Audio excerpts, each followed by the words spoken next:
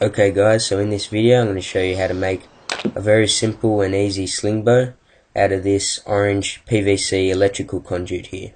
You can also use standard PVC. I'm just using this electrical conduit because it's thicker. Here are the dimensions for it so that you can buy it at the hardware store. It's very cheap, comes in a 4 meter length for about $5. Okay, so first we're just going to mark 25 centimeters on the PVC. Now I'm just going to cut it with these electrical conduit cutters. You can also use a hacksaw, whatever you have that can cut plastic. Okay, so now I'm just going to mark 8 centimeters on the PVC, and we're just going to cut down the middle until we reach the 8 centimeter mark. Okay, so now you're just going to need a heat gun. I bought this for $20 at the hardware store, or you can use a stovetop. You just need to heat it up enough till it gets nice and floppy. As you can see, this is ready for molding. It's nice and floppy. Okay, so now for molding it, you just want to put on a pair of gloves and you want to bend it into a W shape. Okay, just like I'm doing here, as you can see, and now you just want to hold it until it cools down. So once the PVC is cooled down, as you can see, it's very hard, and I'm just going to be attaching some of these exercise bands that you can see. They have a 50-pound draw weight. They're very strong and they're great for this sling bow. I'm going to cut them at 25 centimeters long because that's the draw length of my arm. Okay, so now I'm just going to drill holes in each side of the forks, as you can see.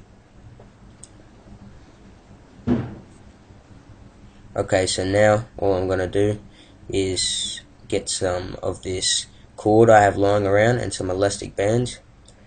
I'm going to tie a knot in a piece of cord, thread it through the hole in the fork, and I'm just going to tie another knot.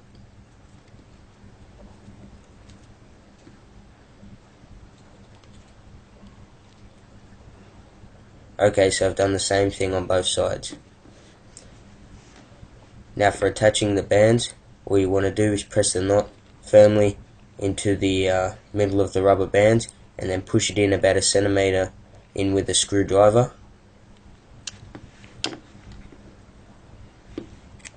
Okay, so now I'm just going to cut an elastic band down the middle and I'm just going to wrap it around and around the end of the rubber.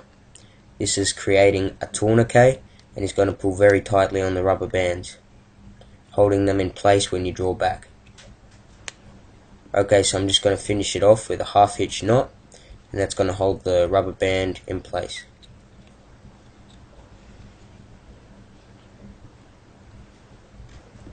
Now you just want to cut off the excess. Okay, so I've done the same thing on both sides. It's a very strong system. Okay, so now I'm just going to cut a piece of rope with 2 knots in each side of it. This piece is about 9 centimeters long.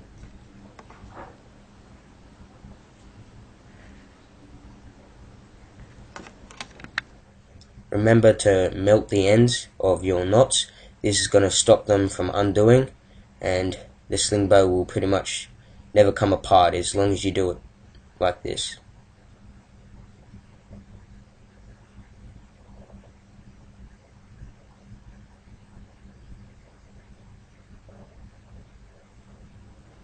Okay, so I'm just going to put the 2 knots into each end of the exercise bands, and we're going to use the same tourniquet system as we did for attaching the bands to the forks.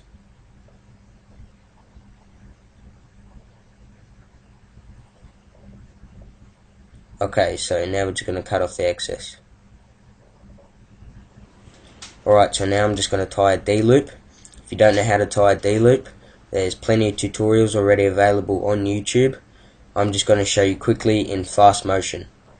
So basically a D-loop is just pretty much 2 knots tied on the rope. These knots are actually called clove hitches, and it creates a little loop that looks like a D.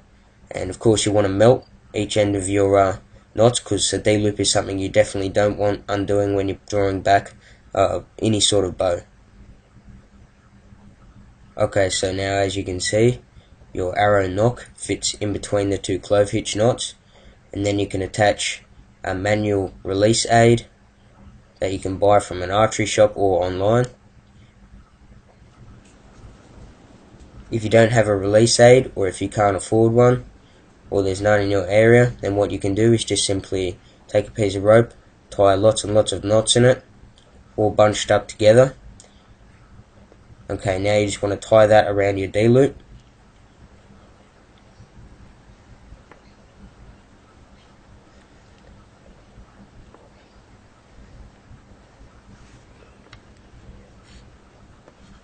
Okay, so now as you can see, when the notch is in, you've got something to grip onto so you can pull it back and release, and it's not just going to slip out of your fingers. Okay, so it's pretty much ready, and let's give it a test shot.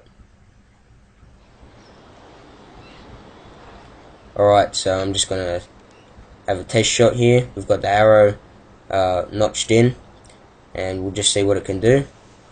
Clip on the archery release, and fire. Okay guys, so now I'm just going to spray paint it black. Okay, so I've also wrapped the handle in this army cord, and if you are doing that, make sure you leave a little bit at the bottom so you can attach this fishing rig. This fishing rig tutorial will be in a new video, so make sure you subscribe to my channel, Backyard Armory. Okay, so now it's completely finished. It's a very good weapon. Let's go out and test it. Okay, so now we've got a broadhead tip on here. These are very dangerous, and we're just going to see how much penetration we can get into our archery foam target. Let's test. Okay, so it went all the way through. That's very impressive. Very, very powerful. This is quite a lethal little weapon. As you can see, only just got stopped by the fletchings, otherwise it would have just kept on going. So now we're just going to take a coconut and see if we can penetrate it. Coconuts are very accurate to a human skull, so we see if we can penetrate it, and yes, no problem at all.